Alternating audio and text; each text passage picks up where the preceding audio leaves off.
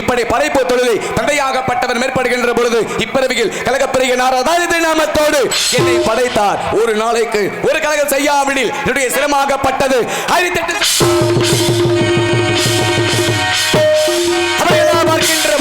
குறிஞ்சி, முல்லை, மருதம், நீதல், பாலை என்று சொல்லக்கூடிய இந்த ஐவகை நிலங்களிலே இன்றைக்கு நான் வந்திருக்கக்கூடிய இந்த இடமோ குறிஞ்சி நிலம். இந்த குறிஞ்சி நிலத்திலே குடிகொண்டிருக்கக்கூடியது யாரு அப்படின்னா முருகப்பெருமான். அப்படி இருந்துட்டாலும் எல்லாவற்றிற்கும் யாரு அப்படின்னா விநாயகப் பெருமான். பாலும் தெளிதேனும் பாகம் பருப்பவை நாலு கலந்து உனக்கு நான் தருவேன், கோலம் செய் தொங்க கரிமுகத்தை தூமணியே நீ எனக்கு, சங்க தமிழ் ஒன்றும் என்ற கவிக்கு இணங்க இதுவரையிலும் நமது கழகத்திற்கு ஏதேனும் ஒரு வழியாகப்பட்டது கிடைக்கவில்லை. அப்படி கழகத்திற்கு வழி கிடைக்க வேண்டும் என்று சொன்னால் இந்நிடத்திலே அந்த கணபதியை வணங்க வேண்டும். அப்படிங்கிறதுனாலே அந்த பிள்ளையாரை வணங்கிவிட்டு அதற்கு அடுத்தபடியாக இந்நிடத்தை பார்க்கலாம் என்பதாலே அந்த பிள்ளையார் சுழிபோட்டு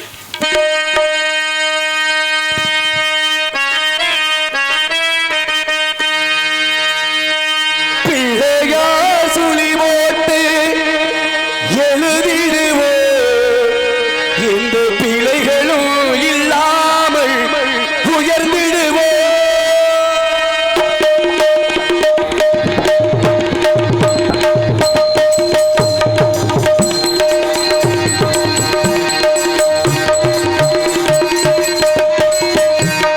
பிள்ளையார் சுழிபோட்டு எழுதிடுவோ எந்த பிள்ளைகளும்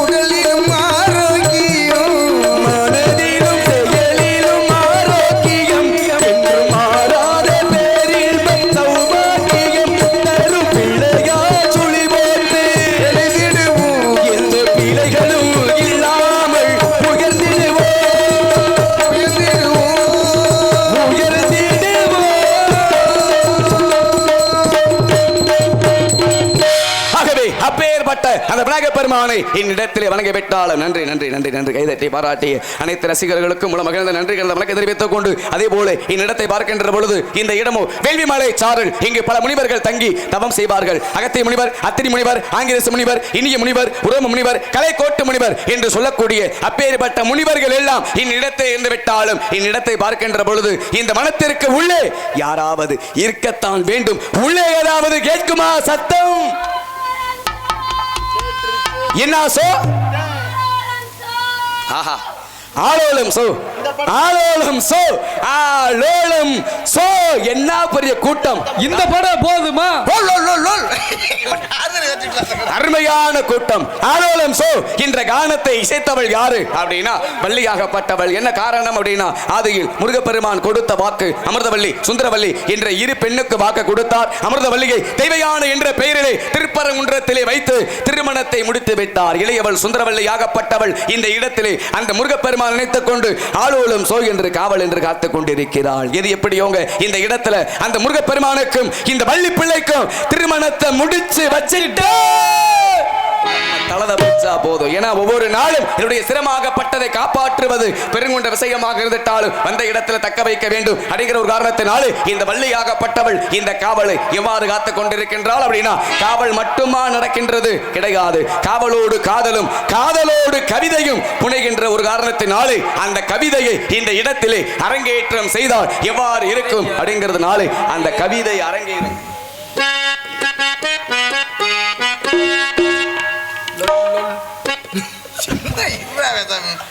சசகணி சபாணி சாசா சம சம பணி சபாணி சாசா நிசலி சசலி சபாணி பாதமபா மம கம பகம கமனி பகாரி சாணி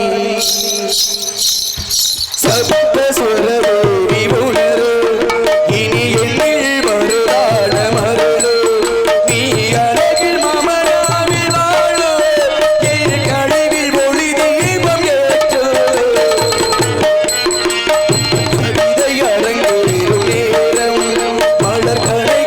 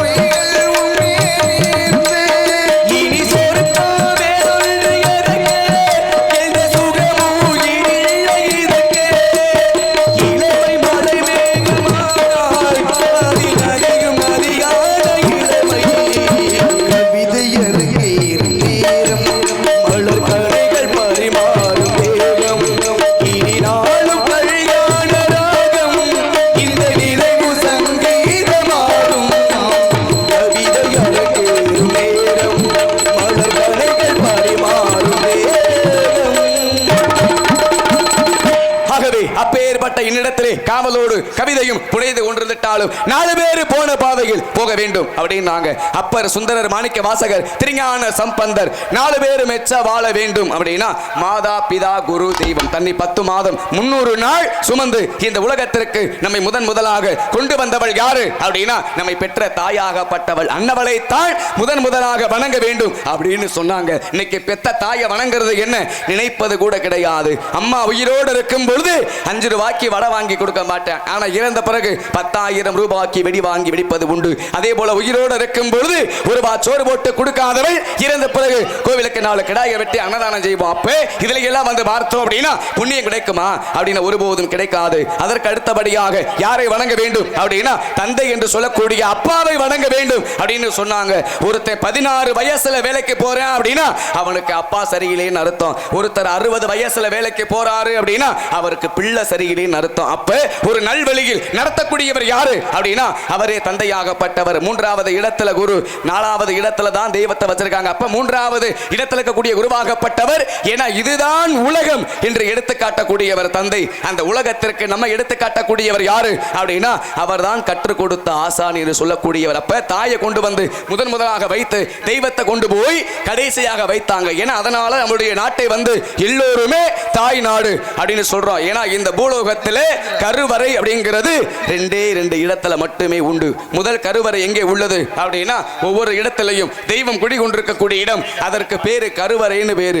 2வது கருவறை எங்கே உள்ளது அப்படின்னா ஒவ்வொரு பெண்ணினுடைய வயிற்றில் உண்டு கருவறை என்று சொன்னாங்க. அப்ப தாய்க்கு நிகரான தெய்வம் இந்த மண்ணிலே உண்டா அப்படி கேட்டால் ஒருபோதும் கிடையவே கிடையாது. ஏன்னா எல்லோருமே ஒரு தாயாகப்பட்டவள் 10 பிள்ளையை பெற்று கூட பசி இல்லாமல் வளர்த்து விடுவாள். ஆனால் கடைசி காலத்துல இந்த 10 பிள்ளையும் சேர்ந்து அந்த ஒத்த தாய்க்கு ஒரு சோறு போட மாட்டான். இது வரமா அல்லது சாபமா அப்படிங்கிற கணக்கு உண்டு. ஏன்னா 10 தாய் இருந்தாலுமே பெத்த தாய்க்கு நிகர் ஆகுமா அப்படி கேட்டால் ஒருபோதும் ஆகவே ஆகாது. அப்ப எல்லோருமே தாய்க்குத்தான் முதலிடத்தை கொடுத்தார்கள். ஆனால் ஒருவர் மட்டுமே தந்தைக்கு முதலிடத்தை கொடுத்தார். யாரு அப்படின்னா எட்டயபுரம் மண்ணிலே பிறந்து தலையில் முண்டாசு கட்டிய கவி பாரதியார் என்று சொல்லக்கூடியவர். செந்தமிழ் நாடு என்னும் போதினிலே இன்ப தேன் வந்து பாகியது காதினிலே, எங்கள் தந்தையர் நாடு என்ற பேச்சினிலே ஒரு சக்தி பிறக்குது மூச்சினிலே அப்படின்னு அவர் பிறந்த மண்ணுக்கு அவர் பெருமை சேர்த்தது உண்டு. அதே போல நம் நாட்டுக்கே பெருமை சேர்த்தவர் யாரு அப்படின்னா ராமநாதபுரம் மாவட்டம் அந்த ராமேஸ்வரத்திலே பிறந்த டாக்டர் APJ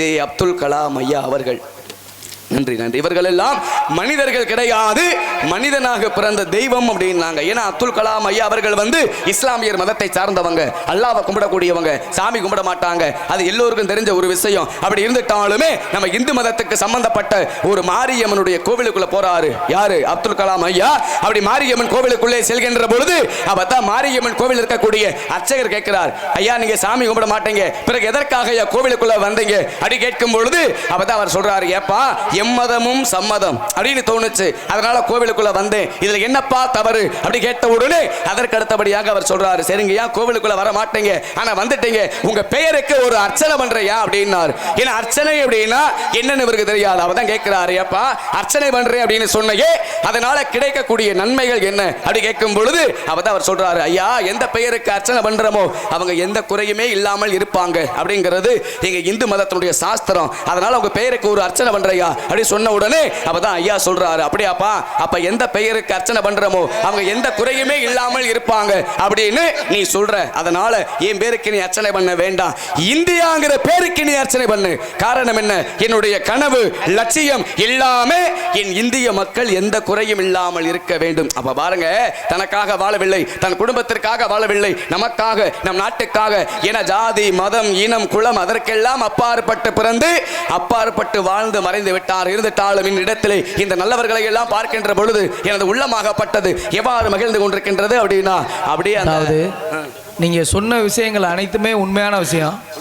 என் வாழ்க்கையில என்னன்னா உடலும் உயிரும் கொடுத்தது அம்மா அப்பான்னா எனக்கு வாழ்க்கை கொடுத்தது என்னோட நண்பர்கள்.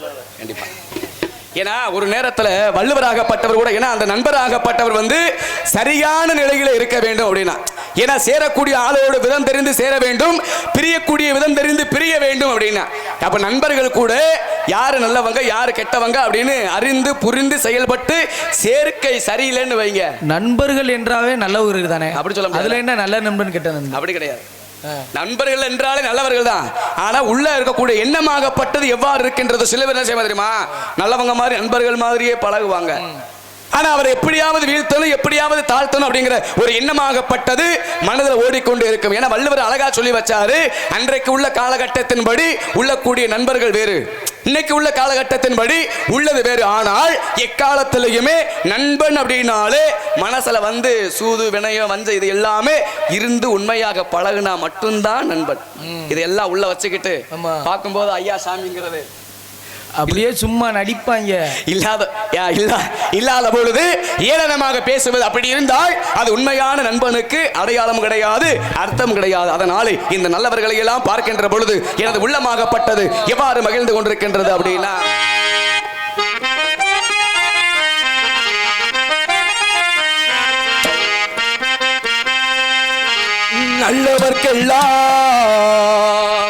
நல்லவர்க்கெல்லாம் சாட்சிகள் ரெண்டு, ஒன்று மனசாட்சி, ஒன்று தெய்வத்தின் சாட்சியம்மா.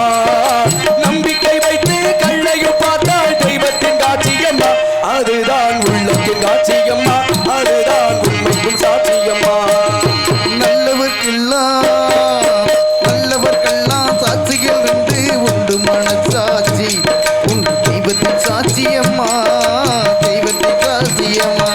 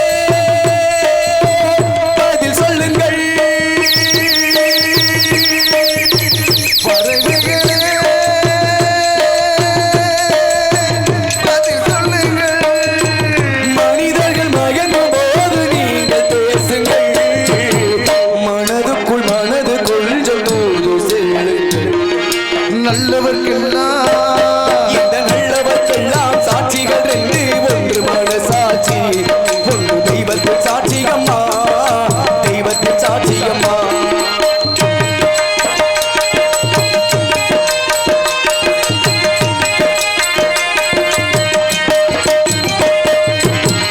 ஆண்டவன் அருகில் நெஞ்சில் ஒரு துளி வஞ்சம் இல்லை, அவனன்றி எனக்கு வேறு ஆறுதல் இல்லை. ஆண்டவன் அரியணையில் ஒரு துளி வஞ்சம் இல்லை, அவனுக்கு எனக்கு வேறு ஆறுதல் இல்லை. மனிதனம்மா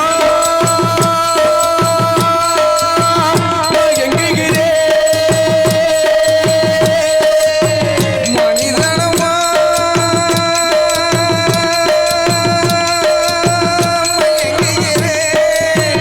தவறுக்கு துணிந்த மனிதன் அழுவதில்லையே, தவறியும் வானம் மண்ணில் விழுவதில்லை. நல்லவர்க்கெல்லாம் இந்த நல்லவர்க்கெல்லாம் சாட்சிகள் ரெண்டு, ஒன்று மனசாட்சி, ஒன்று தெய்வத்தின் சாட்சியம்மா. நம்பிக்கை வைத்து கண்ணையும் பார்த்தால் தெய்வத்தின் காட்சியம்மா, அதுதான் உள்ளத்தின் காட்சியம்மா, அதுதான் உண்மைக்கும் சாட்சியம்மா.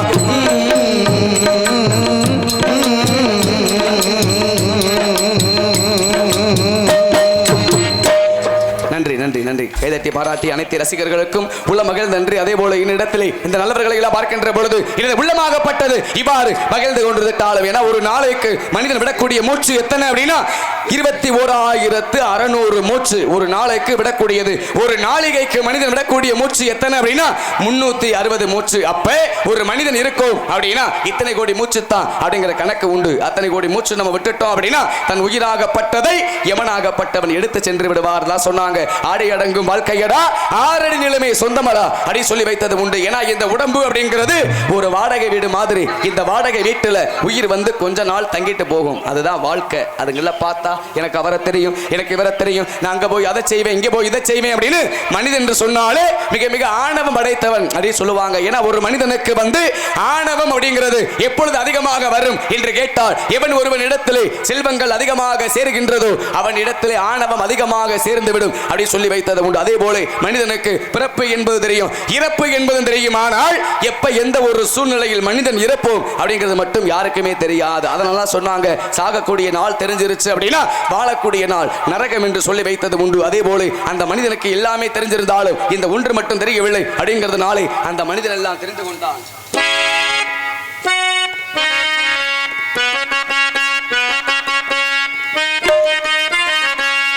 மனிதன் எல்லாம் தெரிந்து கொண்டான், வாழும் வகையை புரிந்து கொண்டான். இருந்தபோது மனிதனுக்கு ஒன்று மட்டும் தெரியவில்லை.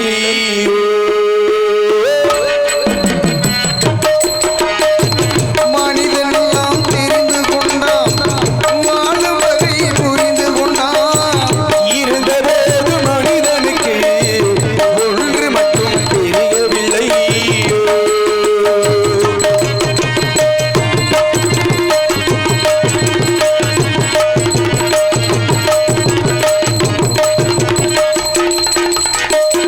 இனிய குரலில் குயில் போடு இசையும் அழகாய் பாடுகின்றான். எருதுகள் போல வண்டிகளை இழுத்து கொண்டு ஓடுகின்றான்.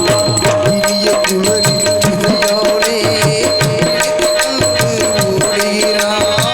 எருதுகள் போல வண்டிகளை இழுத்து கொண்டு ஓடுகின்றான். படத்தில் வாழும் பறவையை போல் பாணி பறந்து திரிகிறான். வானத்தில் பறக்கும் பறவைகள் போல் வானில் பறந்து திரிகின்றான். மனிதனாக வாழ மட்டும் மனிதனுக்கே தெரியவில்லை. மனிதன் எல்லாம் தெரிந்து கொண்டான், வாழும் வகை புரிந்து கொண்டான். இருந்தபோது மனிதனுக்கு ஒன்று மட்டும் தெரியவில்லை.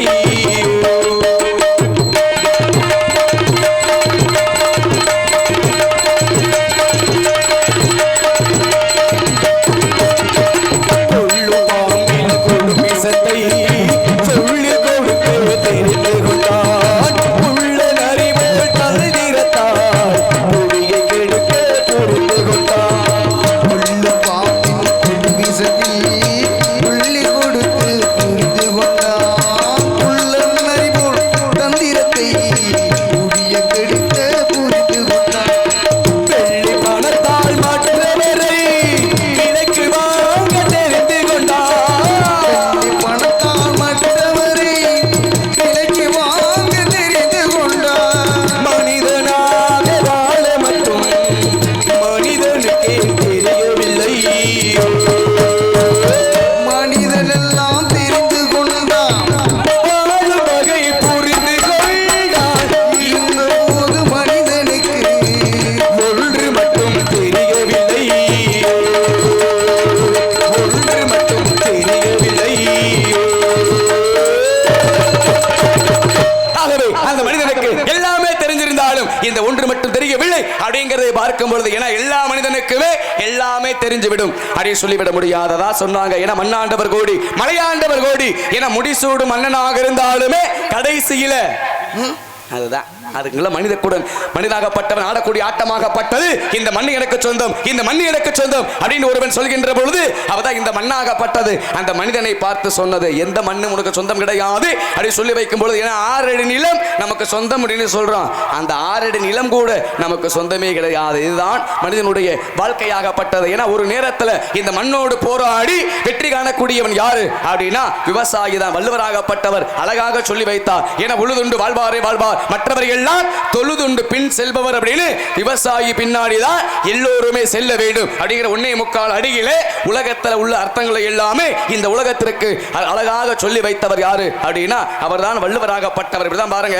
ஒரு 15 வயது சிறுவன் அப்படி 15 வயசுல பள்ளிக்கு சென்று படிக்காமல் காட்டுக்கு சென்று விவசாயம் பார்த்துக்கிட்டு இருக்கான். அவதான் ஒரு பெரியவர் கேட்கிறார், தம்பி உன்னை பார்த்தா சின்ன பிள்ளை மாதிரி தெரியுது, என்ன படிக்கிற அப்படின்னார். இந்த 15 வயசு பையன் சொன்ன, ஐயா நான் படிக்கலைங்கய்யா விவசாயம் பார்க்கிறேன் அப்படி சொன்ன உடனே அப்பதான் அந்த பெரியவர் கேட்கிறாரு, ஏப்பா படிக்க வேண்டிய வயசுல போய் படிக்காமல் இப்படி விவசாயம் பார்க்கிறேன்னு சொல்றையே இது தவறு இல்லையா அப்படின்னார். அப்பதான் இந்த பையன் கேட்கிற, ஐயா என்னைய படிக்க சொல்றீங்கல்ல, நான் படிச்சு என்ன செய்ய அப்படின்னா, படிச்சு என்ன செய்ய அப்படின்னா அப்பதான் அவர் சொன்னாரு, படிச்சு நல்ல ஒரு உயர்ந்த வேலைக்கு போகலாம்ல அப்படின்னார். சரி உயர்ந்த வேலைக்கு போய் என்ன செய்ய அப்படின்னா கை நிறைய சம்பாதிக்கலாம்ல அப்படின்னார். சரி கை நிறைய சம்பாதிச்சு என்ன செய்ய அப்படின்னா ஆசைப்பட்டதை வாங்கி வயிறார சாப்பிடலாம்ல அப்படின்னார். அப்பதான் இந்த பையன் சொன்ன, ஐயா நான் மட்டும் படிச்சு உயர்ந்த வேலைக்கு போய் கை நிறைய சம்பாதித்து நான் ஒருவன் மட்டும் வயிறார சாப்பிட்றத பத்தி நீங்க பேசிக்கிட்டு இருக்கீங்க, ஆனால் உலகமே வயிறார சாப்பிடக்கூடிய தொழிலை நான் செஞ்சுக்கிட்டு இருக்கேன் அப்படி சொல்லி அந்த சின்ன பையன் சொன்னான். அதான் சொல்லுவாங்க, சிறியவர்கள் எல்லாம் சிறியவர்கள் அல்ல, பெரியவர்கள் எல்லாம் பெரியவர்கள் அல்ல, சிறியவர்களும் பெரியவர்கள் ஆகலாம், பெரியவர்களும் சிறியவர்கள் ஆகலாம். காரணம் அவங்க நடந்துக்கக்கூடிய தன்மையை பொறுத்து. அதே போல இந்த மண்ணில் பிறந்த மனிதனாகப்பட்டவள் எது வேண்டுமானாலும் இருந்தும் இல்லாமல் வாழ்ந்து விடலாம், ஆனால் ஒன்றே ஒன்று மட்டும் இல்லாமல் வாழவே முடியாது அப்படின்னு சொன்னாங்க. அந்த ஒன்று என்ன அப்படின்னா அதுதான் பணமாகப்பட்டது. இந்த பணம் இல்லை என்று சொன்னால் இந்த மண்ணில் எந்த ஒரு மனிதனுக்குமே மதிப்பே கிடையாது. அதனால பாருங்க, காசா லேசா லேசா காசா, கடைசியில அந்த காசா லேசா அப்படின்னா காசை முன்னுக்கு வச்சான், கடவுளே பின்னுக்கு வச்சான். பணக்காரனுடைய மகள் செலவாளி, செலவாளியினுடைய மகள் கடனாளி, கடனாளியினுடைய மகன் பொறுப்பாளி, அந்த பொறுப்பாளியினுடைய மகன் தான் பணக்காரர். அதே போல உலகத்தில் உள்ள எல்லோருமே பொறுப்பாக இருந்தோம் என்று சொன்னால் ஏழை அப்படின்னு யாருமே கிடையாது. அதனாலே அந்த மனிதனுக்கு பணம் மட்டும் இருந்துவிட்டால் போதாது, நல்லதொரு மனமும் நல்லதொரு குணமும் மனிதனுக்கு முக்கியம். அப்படிங்கிறதுனாலே அந்த பணத்தை பந்தியிலும்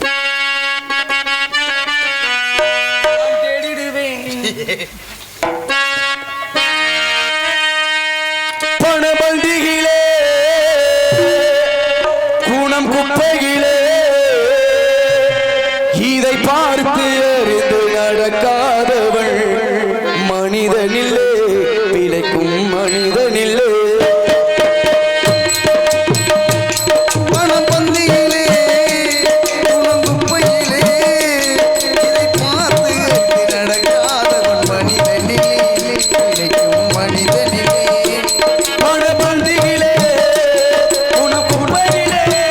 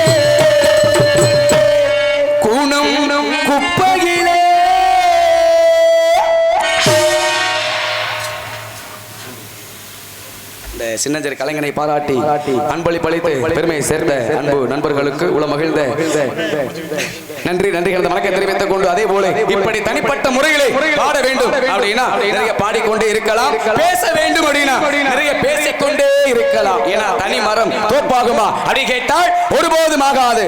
ஒரு கை தட்டினால் ஓசை வருமா? ஏன்னா மூன்று சேர வேண்டும் அப்படின்னா இயல் இசை நாடகம் மூன்றோடு கலக்க வேண்டும். நிகழ எங்க கலக்குது? என்ன அப்படி சொல்லிட்டீங்க? ஆமாங்க, கலந்தா தாங்க வெற்றி. அத கலக்கணும், கலந்தாத்தான் நல்லா இருக்கும் அப்படின்னாங்க. கலக்கலைன்னா ராவா போயிடும். எந்த மூணு? ராவானதால தானே 3-4 பேர் உள்ள போயிருக்கு. உங்களுக்கு 3 ஊர் அந்த 3 நினைவு இருக்கு. ஏன்னா இயல் இசை நாடகம், ஏன்னா இந்த 3 கலக்கணும். இயல் என்பது பேச்சு, இசை என்பது பாட்டு, நாடகம் என்பது நடிப்பு. ஏன்னா பேசிக்கிட்டே இருந்தோம் அப்படின்னா அது என்ன அப்படின்னா பட்டிமன்றம், பாடிக்கிட்டே இருந்தோம் அப்படின்னா அது பாட்டு கச்சேரி. ரெண்டுமே இல்லாமல் நடிச்சுக்கிட்டே இருந்தோம் அப்படின்னா அது பார்க்கிறதுக்கு சகிக்காது. அதனால ஆடுற மாட்ட ஆடி கறக்கணும், பாடுற மாட்ட பாடி கறக்கணும், ரெண்டுக்கும் கறக்காத மாட்ட ஆச்சு கறக்கணும். சரி, ஏன்னா தாய்க்கு பின் தாரம், தந்தைக்கு பின் யாருங்க? உங்ககிட்ட கேட்டா ஏன்டா கேக்குறேன்? நான் சின்ன பையன், எனக்கு என்னங்க தெரியும்? நீங்க தான் ஏன்னா தாய்க்கு பின் தாரம் என்று சொல்லி வைத்த முன்னோர்கள் தந்தைக்கு பின் யாரு அப்படி யாரையும் சொல்லி வைக்கல. ஏன்? தாய் அப்படிங்கிற ஒரு பெண்ணினுடைய இடத்தை அடைப்பதற்கு தாரம் என்ற ஒரு பெண் உண்டு. ஆனால் தகப்பனுடைய இடத்தை அடைப்பதற்கு யாராலும் முடியாது. ஏன்னா அப்பாவுக்கு நிகர் அப்பா. அதான் பாருங்க, ஒரு பிறந்த பிள்ளை ஒரு 10 வயது வரைக்கும் அப்பா கையை பிடிச்சுக்கிட்டே தெரியும். என் பங்காளி கார்த்தி வாடா, அப்ப 10 வயசு வரைக்கும் அப்பா கையை பிடிச்சுக்கிட்டே தெரியும். வயசு எத்தனை? 10. ஒரு 15 வயசு ஆயிருச்சுன்னு வைங்களேன், அப்பாவை பார்த்து லேசா எதுக்க ஆரம்பிப்பேன். அப்பா இதுக்கு மேல பேசுனீங்கன்னா உனக்கு மரியாதை இல்ல. வயசு எத்தனை? 15. ஒரு 20 வயசு ஆயிருச்சுன்னு வைங்க, அப்பா கிட்ட நேரடியா பேச மாட்டேன். அம்மா கிட்ட போய் அம்மா உன் புருஷனை சொல்லி வை. வயது எத்தனை? 20. ஒரு 25 வயது ஆயிருச்சுன்னு வைங்க, அதே அம்மா கிட்ட மறுபடியும் போய் சொல்லுவேன், அம்மா உன் புருஷன் சொல்லுவை. அடிக்கடி நம்ம வழியில வர்றாரு. அது மட்டும் இல்லாம இந்த புருஷனோடு எப்படித்தான் இத்தனை வருஷமா வாழ்ந்த? வயசு எத்தனை? 25. ஒரு 30 வயசு ஆயிருச்சுன்னு வைங்க, அவனுக்கும் திருமணமாகி அவனு 2 பிள்ளைக்கு தகப்பனாயிருப்பேன். அந்த நேரத்துல தான் உணரக்கூடிய தன்மையாகப்பட்டது அவனுக்கு வர. ஏன்னா அப்ப அப்பாவுடைய அருமை பெருமை அவனுக்கு எப்ப தெரியும் அப்படின்னா அவனும் தகப்பன ஆன பிறகுதான் தெரியும். அது வரையில ஒரு தகப்பனுடைய அருமையாகப்பட்டது பெருமையாகப்பட்டதை உணர முடியுமா அப்படின்னா உணரவே முடியாது. அதான் சொன்னாங்க, ஒரு தாயாகப்பட்டவள் அழக்கூடியது ஊர உலகத்திற்கு எல்லோருக்கும் தெரியும். ஆனால் ஒரு தகப்பன் அழக்கூடியது யாருக்குமே தெரியவே தெரியாது. இப்ப பாருங்க, ஒரு ஆணுக்கும் பெண்ணுக்கும் திருமணமாகி ஒரு குழந்தையை பெற்றெடுத்து விட்டால் ஒரு பெண்ணாகப்பட்டவள் தாய்மை அடைகின்றாள். குழந்தையை பெற்றுட்டா அவங்க அம்மா. குழந்தையை பெற முடியாதவளுக்கு பேர் என்ன? மலடினா என்ன? குழந்தையை பெற முடியாதவள் மலடியா? முதல்ல மலட்டுத்தன்மைங்கிறது யாருக்கிட்ட இருக்கும்? பெண்களை காட்டிலும் அதிகமான மலட்டுத்தன்மை என்பது ஆண்கள் கிட்ட தான் இருக்கும். ஆனா நம்மால ஒத்துக்கவே மாட்டேன். அப்ப மலட்டுத்தன்மை என்பது பெண்களை காட்டிலும் அதிகமான தன்மை ஆண்களிடத்தில் உண்டு. ஆனால் அந்த இழிவான சொல்லாகப்பட்டது தன் கணவனுக்கு வந்துவிடக் கூடாது என்பதற்காகத்தான் அந்த இழிவான சொல்லை கூட பெண்ணாகப்பட்டவள் மனைவியாகப்பட்டவள் வாங்கிக் கொண்டு சுமையை தாங்கிக் கொண்டு இந்த மண்ணிலே வாழக்கூடிய ஒரு தன்மை பெருமையான பிறவி எது அப்படின்னா அதுதான் பெண்ணாகப்பட்டவள். அப்பேற்பட்ட பெண்ணுக்குத்தான் முதலிடத்தை நான் மட்டுமல்லாது எல்லோருமே முதலிடத்தை கொடுத்திருக்காங்க. அப்பேற்பட்ட பெண்கள் உள்ளே இருந்துட்டாலும் அதற்கு முன்னதாக வரக்கூடிய ஏதோ ஒரு ஆண்களுடைய சத்தம் கேட்கின்றது. வரக்கூடியவர் யாரு அப்படின்னா அருமையாக பேசக்கூடியவர். பேர் என்ன? காவலாளி பேர் என்ன? பேர் என்னங்க? அவர் பேர் மரியாதைக்குரிய எஸ் தங்கராஜ். மரியாதைக்குரிய. ஆமா சரி. அதே சமயத்துல ஏன்னா அதே போல மரியாதைக்குரியன்னு சொன்னா நீங்க வாட்டுக்கு சாத்தியா வச்சிருக்கீங்கன்னு கேட்டாதீங்க. அவருக்குன்னு ஒரு மரியாதை வச்சிருக்கோம். அப்படி நீங்க வச்சிருக்கீங்க. அருமையா பேசுவாரா? என்னங்க அப்படி கேட்டுட்டீங்க? இல்ல கேக்குறேன். அருமையா பேசுவார். இங்க சந்திச்சது கிடையாது. புராணங்கள் எத்தனை? புராணங்கள் என்பது 18 புராணங்கள் உண்டு. அவ்வளவுதான் உங்களுக்கு தெரியும்னு சொல்லுங்க. அவ்வளவு தெரியுமா? ஆமா உள்ளதே அதுதாங்க. இல்லங்க அவருக்கு 19 புராணம் தெரியும். அப்ப அதுல 1 கூடுது. இதிகாசங்கள் இதிகாசம் என்பது 2. அவருக்கு 5 தெரியும். அப்ப இதுல 3 கூடுது. அந்த 5 எப்படி வந்துச்சுன்னு கேளுங்க. எப்படி? பெரியார் பஸ் ஸ்டாண்ட்ல பாத்ரூம்குள்ள உட்கார்ந்து அவரா தனியா எழுதுறாரு. அப்ப எல்லாமே சொந்த கற்பனையாக எழுதக்கூடியவர், பேசக்கூடியவர். அப்படிதானே? சரி. அப்ப கூட்டமா வந்தா என்னங்க? கூட்டமா வந்தா இந்த படம் போதுமா? ஏன்னா கூட்டம் அப்படின்னா நல்விதமான கூட்டமாக இருக்க வேண்டும். என ஒரு பறவையாகப்பட்டது கூட்டமாக வந்தால் ஏதோ ஒன்று சேதாரம் செய்ய போகின்றது அப்படின்னு அர்த்தம். அதே சமயத்தில் ஒரு சிங்கமோ புலியோ தனியாக வந்தால் அங்க ஏதோ சேதம் செய்ய போகுதுன்னு அர்த்தம். கூட்டமாக வாழக்கூடிய உயிரினம் எதுங்க? கூட்டம் கூட்டமா வரும். இன்னொன்னு மிருகத்துல ஒண்ணு இருக்க கூட்டம் கூட்டமா வருமே, இன்னொரு கூட்டம் அதே போல மிருகத்திற்கும் அந்த தன்மை உண்டு, பறவைக்கும் அந்த தன்மை உண்டு. ஆனால் மனிதன் ஒரே ஒரு இடத்துல மட்டுமே கூட்டமாக கூடுவது உண்டு. எங்க அப்படின்னா, சரவணா உனக்கு ஒரு 100 ரூபா தர்றேன், நாளைக்கு ஒரு 10 மணிக்கு அந்த இடத்துக்கு வந்துரு அப்படின்னு ஒரு 10 பேருக்கு சொன்னா போதும், சரி அங்க ஒரு கூட்டம் கூடிடும், பூஞ்சோலைக்கு வந்துரும். அப்ப எல்லாமே மனிதனாகப்பட்டவன் கூட்டம் கூடுறேன் அப்படின்னா அங்கே பணமாகப்பட்டதுதான் பேசும். மனிதனாகப்பட்டவன் பேச வேண்டிய அவசியமே இல்லை. அதனால இந்த இடத்திலே வரக்கூடிய காவலாளியை எவ்வாறு பேசுகின்றார் அப்படிங்கறதை உரையாடலாம். அப்படிங்கிறதுனால அந்த சுந்தரத்தை பாடிவிட்டு சுந்தரத்தை தது போச்சிருந்த மங்கை இவள், இந்த உலகிங்கு என்பதா அந்தரமி குந்த தேவ குந்தமி முழங்கி வரும், இந்திரம் வழங்கு எங்கள் கந்த சுவாமி சொத்த இந்திரம் வழங்கு எங்கள் கந்த சுவாமி சுந்தரம் நிறைந்தரம்பு போட்டிருந்த மங்கை இந்த உலகிங்கு வந்தார். எதற்காக வந்தார் என்று பிறகு பார்க்கலாம். அதற்கு முன்னாலே யாரோ ஒரு ஆடவர் அங்கும் இங்கும் திரிந்து உலாவிக் கொண்டிருக்கிறார். அன்னவர் யார் என்று பார்க்கலாம்.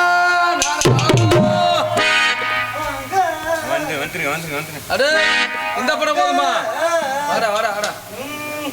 இந்த படம் போதுமா? பின்னாடி அம்மன் கோயில் வாசலிலே கோடி சனம்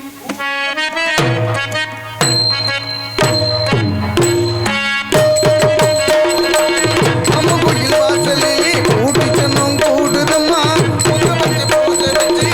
பண்ணணுமா. அம்மன் கோயில் வாசலிலே கோடி சனம் கூடுதம்மா, பொங்க வச்சு பூஜை வச்சு தந்தன பாடுங்கம்மா. அவ உன் கணக்கையும் என் கணக்கையும் பார்த்து வச்சிருக்கா, யார் கணக்கு நியாயம் என்ன தீர்த்து வச்சிருவா. எடுக்கிற காலம் வந்தா எடுக்க போறவனா, ஆத்தா கொடுக்கிற காலம் வந்தா கொடுக்க போறவனா. அம்மன் கோயில் வாசலிலே கோடி சனம் கூடுதம்மா, பொங்க வச்சு பூஜை வச்சு தந்தன பாடுங்கம்மா.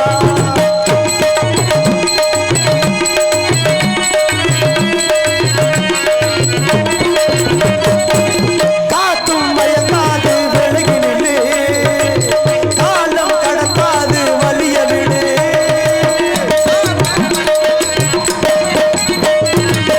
சாமி நினைக்காது மெல்ல நினைக்கும், காலம் கடக்காம கண்ணை திறக்கும்.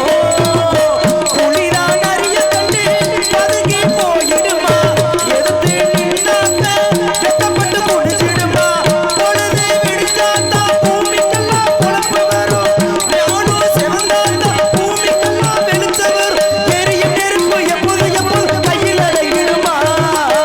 அம்மன் கோயில் வாசலிலே கோடி சனம் கூடுதம்மா, பொங்க வச்சு பூஜை வச்சு தந்தன பாடுங்கம்மா.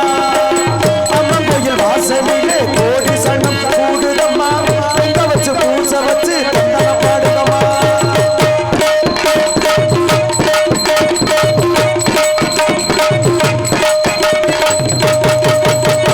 வெம்பெடுத்து சூழெடுத்து ஆட்டவாரா, வெட்டி மாலையத்தான் போட போறா. கோபம் கொண்டு வீரம் கொண்டு ஆட்டவாரா, கட்ட கூட்டத்தைய சாய்க்க போறா. இருவரைக்கும் ஆடின ஆட்டம், எடுக்க வேணும் ஊரை விட்டு ஓட்டம். ஆட வந்து கை விளங்க மாட்டோம், ஆடியது யாரு விட்டு தோட்டம். பஞ்சவனே கிளியே, ஒரு பசுந்தோளுக்குள் புலியே, நீ வர வேண்டுமே வெளியே, இனி ஜென்மம் பலிக்காதே. வெம்பெடுத்து சூழெடுத்து ஆட்டவாரா, வெட்டி மாலையத்தான் சூட போறா. கோபம் கொண்டு சூரம் கொண்டு ஆட்டவாரா, கெட்ட கூட்டத்தைய சாய்க்க போறா. கெட்ட கூட்டத்தைய சாய்க்க போறா, கெட்ட கூட்டத்தைய சாய்க்க போறா.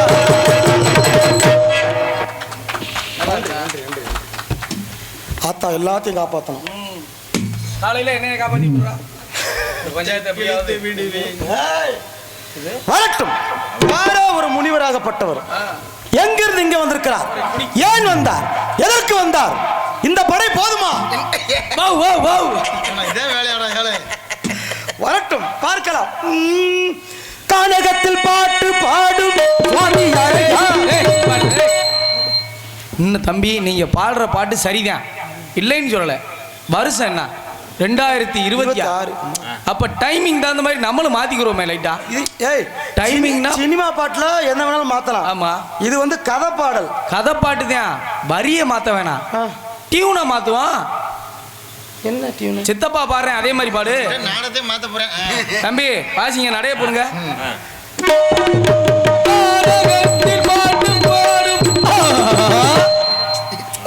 டியூன் மட்டும் மாறுது, வார்த்தை அதேதான்.